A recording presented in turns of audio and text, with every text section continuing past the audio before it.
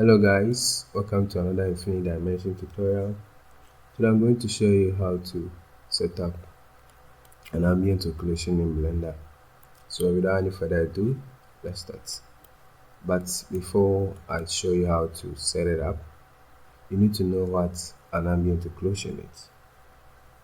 Ambient occlusion is a way to simulate how light behave in real life.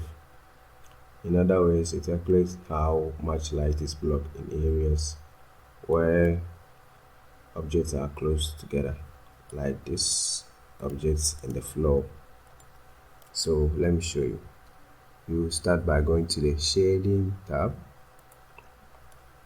and then let's set a material for each object. So I'll click on new and then create a material, maybe blue. Maybe let's use the same one for this. So I'll just select this object, put shift and select the plane, Control L, and then link the materials just like so. Now let's press shift C and add an ambient occlusion node. Place it here, and then shift A again and add color ramp and a diffuse BSDF. Yep.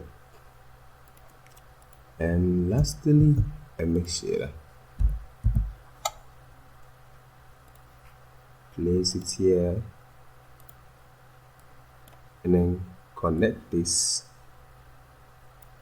to the mix shader and then the diffuse BSDF to the mix shader as well, and then the connect color ramp to the mix shader, the factor of the mix shader, and then the ambient occlusion to the color ramp, and finally the mix shader to the surface of the material output.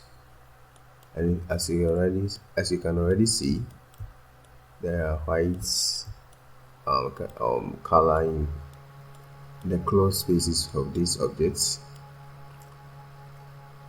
and also the space between the plane and these objects. So let's change the color to brown. Okay, and that's how to set it up, guys.